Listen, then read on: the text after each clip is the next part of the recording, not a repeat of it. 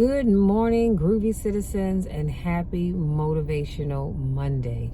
You guys, it is Monday.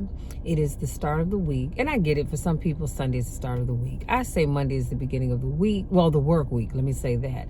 So, most of you, and before I forget as well, happy MLK Day to each and every one of you. I hope you decide to do something to remember a great person just all the way around on this special day. But most of you are probably off today because today is a recognized holiday. And so I'm hoping that you get a chance to get some things done that you probably don't get a chance to do normally during the week. Or for those of you like myself that just need some rest, get that as well. Now, y'all know I wake up every single day and I say, Lord, today is going to be a great day no matter what. Well, today was one of those days that I say that as always. However, I woke up this morning and I discovered that I had a seizure in my sleep. And I noticed that they don't happen often. I may go like 2, 3, 4 months or so before I have another one. I don't know what causes it, but I do take medicine for it. Actually, I've taken my medicine for the morning. I have another pill I take at night. But I ended up having a seizure in my sleep. And the only reason why I knew that is because when I woke up, I just didn't feel quite like myself. I felt off. And you feel like, you're in this space, but you're on the outside looking in, if that makes sense. That plus the fact that this time, no, it's the right side, but this time the left side of my tongue towards the back is quite sore. So that tells me that I ended up biting my tongue as I was having that seizure. So like I said, I can't tell you when the seizure happened, but I know that I've had one. And so my morning started out a little rough, but guess what? It's going to be a great day nonetheless, because I am claiming it to be such, not just for myself, but for you all as well. Now, before I jump into today's topic, I told you all that I had ordered a new traveler's notebook because I was watching a couple of videos and I was like, you know what? I love the way they had them set up. And so because I already have the one that I currently have, that is Pen and Gear traveler's notebook. I got that one actually from Walmart. I already have that set up. I said, you know what, I need another one because I had some other ideas on how I wanted to set up a book for summer, winter, spring, fall, all that kind of good stuff. So I ordered this one in pink, which is funny because pink is not really my color. Yes, I know I have pink nail polish, but like pink. I ordered this one because I was going to get black. I said, no, I'm sure, because you just get black and everything if I can. So when you take the string off, which just goes around, around here, and you open it up, this book I added in too. I grab these from Michael's every time I go. They're like about $2, a little less than that. But this bigger book, as you can see, the size difference from this to this came with it. And then I added this one in. That came from Michael's as well. And this one came with it as well. So what it is that it has, let me see if I can show you this way. It has these strings in it. You can't really see it, but it has 4 strings in it. So it allows you to hold 4 books. And I love this because it has the inside pocket where you can put stuff here. And in the front, it has these little 4 little pockets. You can put things here. Whereas the one that I have doesn't have that one. So this particular traveler's notebook is by Carpe Diem. So I'm enjoying it. It wasn't that much. It was like maybe $5.98 or something. I got it from Amazon, so I'm really loving it. I cannot wait to get into it. And once I get it set up, of course, I'm going to do a walkthrough so I can show you how I ended up setting this up. But yes, I do want to make sure that I'm setting this up so that I have a book to capture fall stuff in. It could be pictures from something that I'm doing, or just, whatever a fall theme is, that will go into one of the books. And then I think the bigger books, I'm going to use those for, I'm thinking summer and fall, because I think more happens during that time of the year. But the smaller books will be winter and well, no, I can't even do that because you got winter, spring, summer, and fall. I'll figure it out. But anyway, once I do, I will definitely do a video showing you that. Now, let's jump into today's topic. And it is rise above the storm. I'm going to say that one more time. Rise above the storm. Let me take a sip. Oh, and by the way, I have my iced hazelnut coffee today. which is actually delicious. And so this quote that I'm going to share with you all is by none other than Bishop T.D. Jakes. And he says, anybody can be steady when there is no storm. Come on now, y'all know that. Life is great when you're not dealing with anything, right? He says you don't have to be perfect or have everything right for God to hear you. You don't earn the right to be heard.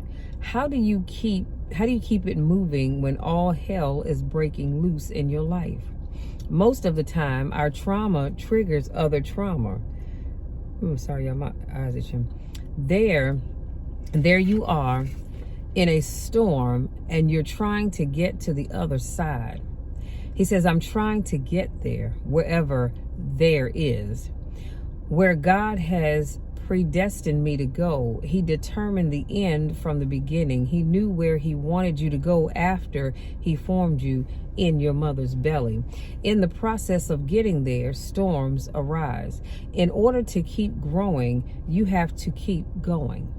Y'all, that was so powerful. It just almost knocked my glasses off when I read that. And I just love it because it's so true. In order to keep growing, you've got to keep going. Because as you know, whenever you stop, you become stagnant. There's no more growth there because you're not doing anything anymore. You've just given up. That was your shout moment right there. Some people love image over reality. Let me put a pin right there. When he said that, I'm gonna tell you what I thought about. I thought about how a lot of times we see people on social media, right? And their lives look perfect. They look like they have it all together. They're happy and they have all of this, because I love to quote, stuff. And you sit back, not necessarily you, but somebody sits back and goes, wow, they have the perfect life. They have this great marriage. They have this great relationship. They have this big, beautiful home and all this name brand stuff, and their kids are perfect and da-da-da-da-da. But guess what? That's just image.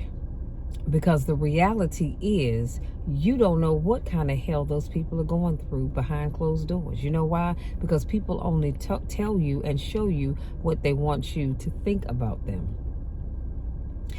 So you could have that person that looks like they have it all together, but behind closed doors, they have a significant other that's physically and mentally abusive. I should say physically and or mentally abusive.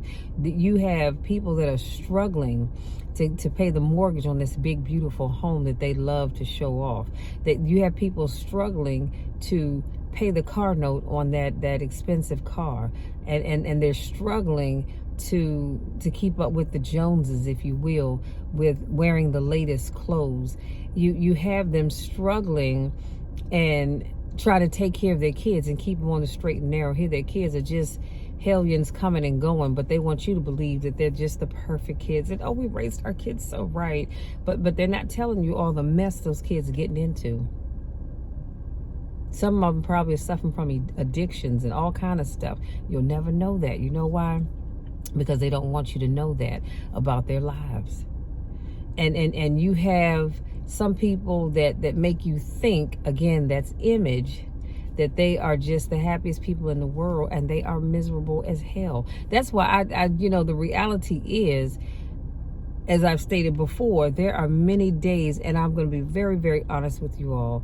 I was excited as I was working on my notes for today's car conversation yesterday, but after I got up and I wasn't feeling my best, I didn't feel like doing this video.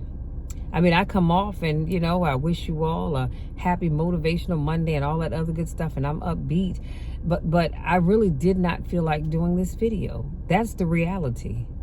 The image, I can sit here and pretend like I said, I've done it many times, where I put on that smile and I'm doing my video and all that good stuff. But then when I hit that end button, it's like, oh, thank you, Jesus. I'm so glad I'm done. Now I can go sit the heck down somewhere. But that's just because, and it's not because of anybody else. It's just because I may not necessarily be having a good day. So again, going back to what he said, people love image over reality. No, give me reality. I don't want an image. Because the image means absolutely nothing. That's just surface stuff. That's people on the outside looking in and assuming that everything is great in my world, and it's not. It's falling apart. Give me reality. So he says the Lord knows exactly who and what to put in your life to keep you fresh. He said, you see, fresh means sometimes being uncomfortable. That'll shout you right there. Fresh sometimes means being uncomfortable. Fresh means sometimes being on the run. He says Pharaoh was Israel's catfish, and God hardened his heart so that they could see his glory, and created a situation so they were in a predicament they couldn't get out of. So they would know it wasn't by might or by power that got them out, but by the Spirit of the Lord that brings you out of every dungeon, every trap, every device that the enemy comes up against you with.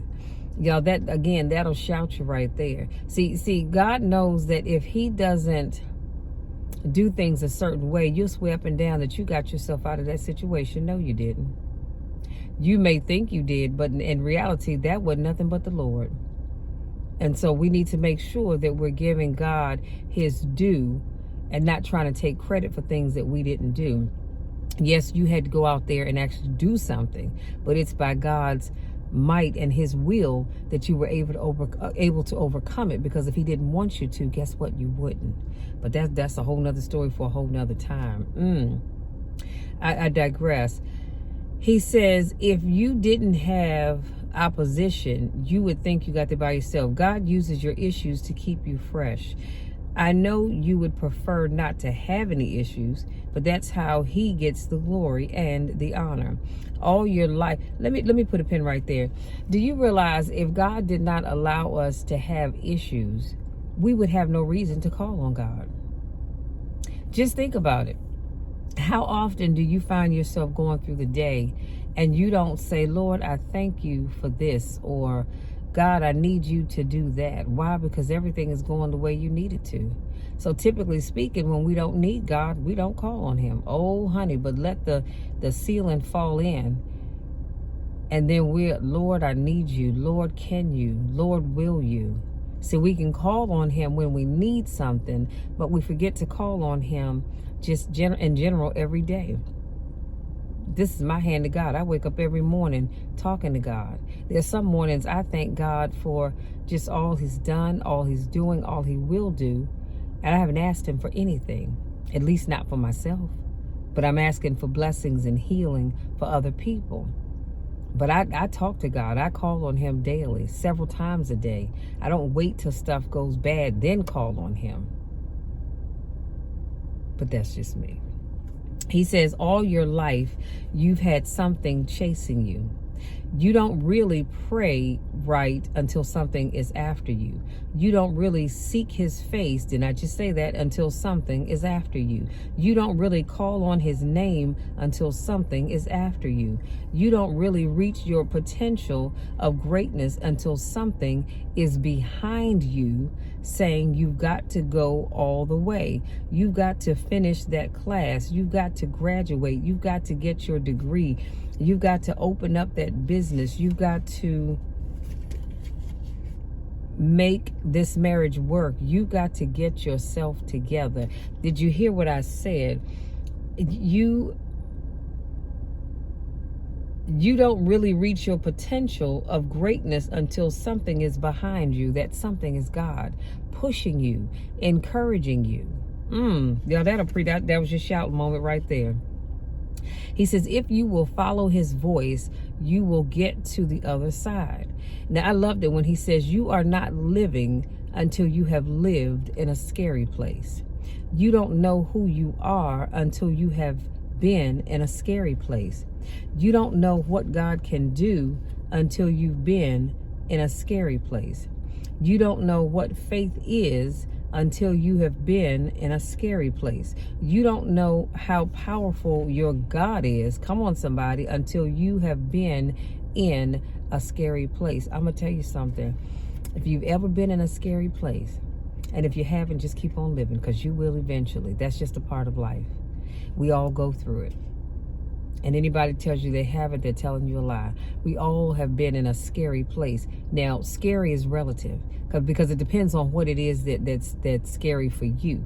Yours might not be the same as mine. You may be in a scary place because you're afraid of losing your marriage. You may be in a scary place because you've got this bill due, but you don't have the money for it. You may be in a scary place because you're in jeopardy of losing your home, of losing your car, of losing your job. You may have lost your job and now you're in a scary place because you don't know what you're going to do next to make your ends meet. We have all been in a scary place. You may be in a relationship where you had 2 incomes coming in and now you only have 1. We have all been in a scary place. Do you understand what I'm saying? But like he said, excuse me, you have not lived until you have been in a scary place. Excuse me, guys. He goes on to say, some people can look like nothing bothers them, but you can't tell what's really going on inside of them by looking at their face. In President Obama's book, The Audacity of Hope, he wrote a line that says this. Y'all listen. The presence of faith is not the absence of doubt. I'm going to say that one more time. The presence of faith is not the absence of doubt. You see, doubt and faith can live in the same space. I know y'all thinking, what? No, that's not true. Yes, it is. Let's go back to the quote. The presence of faith is not the absence of doubt. And so he goes on to say, I believe you. And this is what happens when you have the presence of faith, but you still have doubt. I believe you, but I'm worried. How many times have we all said that? I trust you, but I'm nervous. I know it's going to be all right, but I'm still up at 2 a.m. The true skill set of I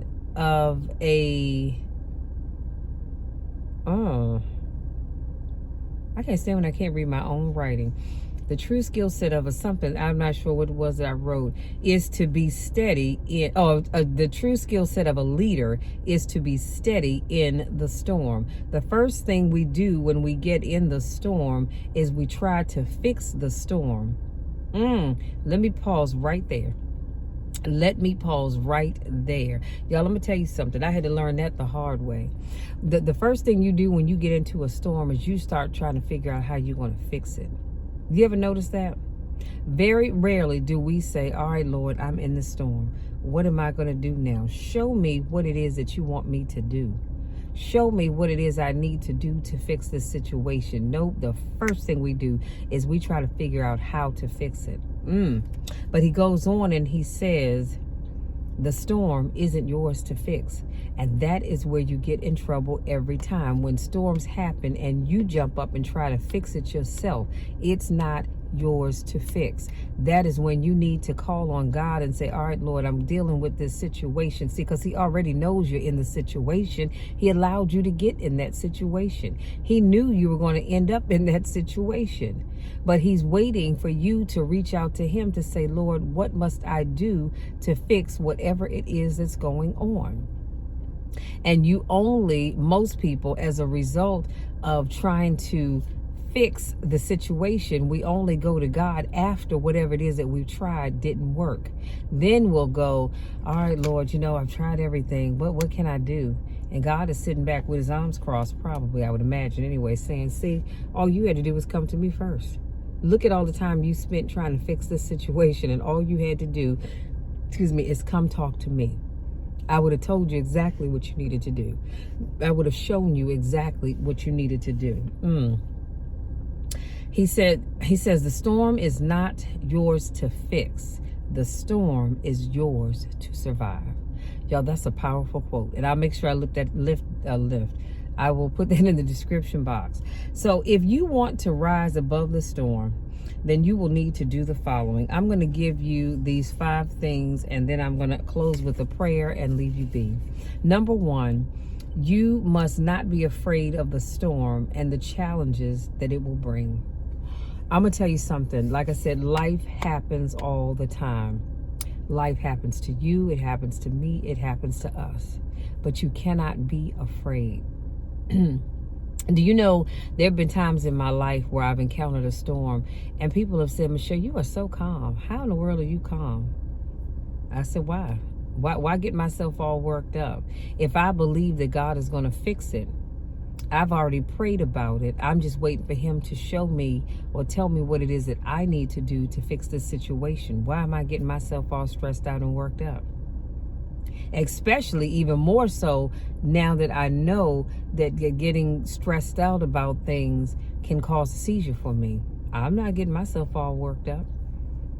I serve a good God. I serve a God that has always been there for me, and I believe always will. So if I have faith that he can fix it, why am I getting all worked up over it? Because my being stressed out about it's not going to fix anything, right? Number 2, don't give up no matter what. Now, let me say this. Let me tell you what I'm not saying. I'm not saying not to give up on, I'm going to say relationships, be it a friendship, somebody you're dating, you're married to, or whatever. I'm not saying to stay in those things with people that are physically and or mentally abusive toward you. No, you do need to give up and walk away, because nobody should be treated like crap for any reason. I don't care who you are, what you've done. Nobody deserves to be treated that way. I'm talking about when you're in that relationship and maybe you and your significant other, you don't see eye to eye. I'm not telling you to give up on that relationship. What I'm saying is don't give up. If you need to go get counseling, go get counseling. If you're in a job and you're not happy with that job, I'm not saying don't give up, but I will say this: you might want to learn more skills so that you can move on someplace else. Maybe you like the agency you're with, you just want to go work in another office. Or maybe, you want to go and work for another agency altogether. I'm not saying give up and just quit. I'm saying work on bettering yourself so that you can move into another position. One thing's for certain, two things for sure: I don't like to give up. And when things get rough in any area of my life, I'll say, all right, Lord, now I'm dealing with ABCXYZ. I need you to show me how I can deal with this situation. Now, here's the other thing I'm not telling you. If God speaks to you and says, I need you to get out of that relationship ASAP, then yes, you need to do that. Or if God is telling you that you need to leave that job, then yes, you do that. Otherwise, you don't just give up on your own. You keep praying about it and you go seek counseling if you need to. But I'm telling you, we don't just give up. And here's what I've always told people, and then I'm going to move on. If I give up on something, you best believe it's because I have tried my best. I have tried my best. I have prayed about it, and the Lord is telling me it's time for me to move on. Otherwise, I don't just give up. Okay, but I am obedient. Number 3, be grateful while you are in the storm. Can I just tell you this? I know that may sound crazy to some people, but I've been in some storms and I'm just as grateful as I can be. I really am. You know why? Because I say, Lord, if you had not allowed me to get into that storm, I wouldn't be the person that I am today. If you hadn't allowed that storm to come up, then I would not have seen that person is who they, or I should say, I would not have seen who that person really was. See, they put on a front because they wanted me to see what they wanted me to see. We talked about that whole living in reality versus image, right? And so I thank God even in the midst of my storms. Not just for that, but I also thank God because I said, you know what, Lord? I may be in the midst of a storm right now, but I'm thankful because I have a roof over my head. I have 2 vehicles to drive. I have a family that loves me. I have friends that love me. I have a church that loves me, that prays with me and prays for me. I have a job. And, I have my YouTube channel where I can speak life into other people. I'm still thankful that no matter what's going on in my life, I can still be a blessing to other folks. So that's why I say, even in the midst of your storm, no matter what it is, you have still got to be thankful. And you still got to thank God, because guess what? Even in the midst of your storm, he allowed you to wake up. And not only did you just wake up, you woke up in your right mind. You woke up with a roof over your head, a job to go to, a vehicle to get into. And even if you don't have a vehicle to drive at this moment, he's made it such that you have the money to get an Uber or a Lyft or take the bus or the subway, however it is that you get to work. So yeah, you're going through a storm right now, but you need to be thankful nonetheless and grateful. Number 4, know your strengths and your weaknesses. It's important that you know what your strengths and weaknesses are. Too many people don't. I know what my strengths and weaknesses are, and I ask God to bless me in those areas every day. I truly, truly do. And that is so important. So if you don't know what your strengths and your weaknesses are, I'm going to suggest that you get out pen and paper and you start figuring it out. And last but not least, number 5, forgive and move on. Now, this is a hard one for many people. I understand that. It truly is a hard one for many people, but you have got to forgive and move on. You know why? Because you can't expect God to forgive you if you won't forgive others. See, even though you don't like Susie or Jack, they're still God's children. Yeah, they can be complete you know what, but they are still God's children, and he still loves them nonetheless. See, I don't have to like you, but I do have to love you with the love of Christ. And as I get older, because there was a time in my life, but you did something to me, man, forget forgiving you. Just don't be bothered with me. But I've talked about this before, where when you don't forgive, all that does is eat away at you. Because the person that you're not forgiving, do you think they're walking around worrying about the fact that you're not forgiving them? No, they are going on with their lives. I had an ex that for a long time I just couldn't forgive him. And finally I woke up one day and that little voice said, Michelle, who are you hurting? Are you hurting him or are you hurting yourself? Because that Negro done gone on about his business, moved on with somebody else, and you still refuse to forgive him for something that happened a couple of years ago. Let that foolishness go, child, and move on with your life. And I mean instantly, when I said, Lord, you know what? I forgive him. It's his loss, but I'm going to forgive him. And I didn't forgive him for him. I forgave him for me. And instantly, I just felt like this huge weight had been lifted off my shoulders. And I said, wow, I should have did that years ago. You know what I mean? But you've got to learn to forgive and move on. Now, I'm not saying that you have to forgive people and want a reunion with them. No, I'm not telling you to do that, because you may not want to do that. And that's perfectly okay. That is perfectly okay. You don't have to have a reunion with people, but you do have to forgive them. See, because God forgives us. Do you think he says, well, look, I'm not going to bless so-and-so because of what they did 20 years ago? Nah, God forgives us. He accepts our apologies too. And he still blesses us in spite of us. So if God can forgive, why can't you? And again, like I said, if you're not willing to forgive someone, all it's going to do is eat away at you, sweetie, because that person, they done gone on about their business. They ain't thinking about you one way or the other. So again, everything I shared with you today will be in the description box. Today's topic was Rise Above the Storm. And I want to leave you with this. If you are going through something, no matter what it may be, I want you to rise above the storm. Do not sit back and allow those that have hurt you or that try to oppress you walk around getting the last laugh. Rise above the storm. Let them sit back and wonder, well, dang, how in the world were they able to do this after I did that? You know why? Because they rose above the storm, and they included God in whatever it is that they're doing. And so they're able to just keep moving with life. God is going to bless them. He's going to bless you. He's going to continue to bless me. But we've got to rise above the storm and not allow the things that happen in our lives to just beat us down so far that we just give up on life. And we all know somebody that for the most part, is just giving up on life because life hit them so hard they weren't able to rise above it and keep moving. But that's a choice. See, when you don't rise above your storms, that's a choice that you're making. Because I've seen some people rise above some stuff, honey, that I thought, Lord, I don't know if I could ever do it.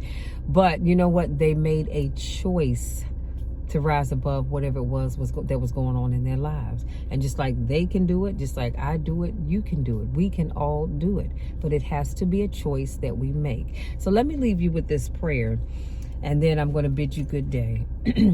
God, continue to hold our hands in the storm that we are facing or the one that is to come. We can't fix it, but we trust that you can and that you will get us to the other side. In Jesus' precious name I pray. Amen. Go out there, you guys, and have an amazing day on purpose.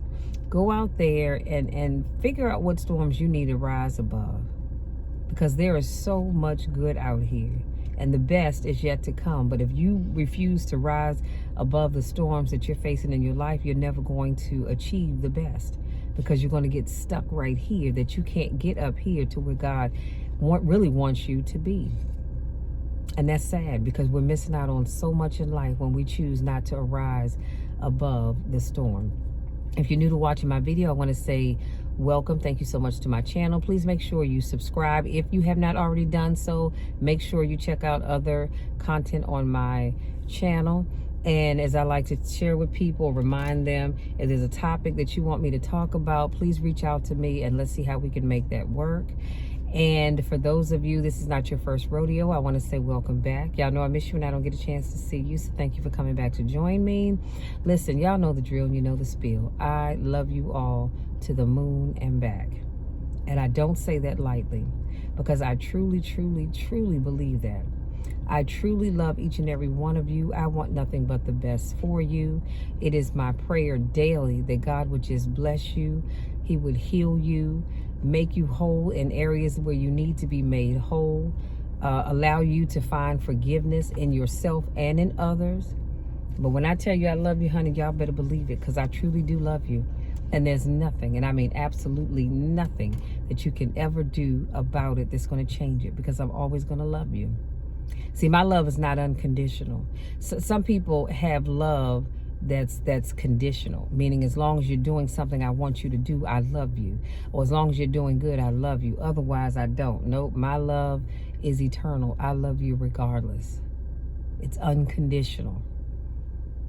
Meaning I love you when you're going up. I love you when you're coming down. I love you when you're going in. I love you when you're coming out. I just love you, period. And don't you all ever forget that. Go out there, enjoy the rest of your day. And I did not get my cooking video done yesterday, but I will be headed up to my sister's in a couple of hours to go get that done today. And so I'll have that out later on today. So make sure you come back to my channel and check that out. Otherwise, we will talk again on Wednesday. Until then, take care.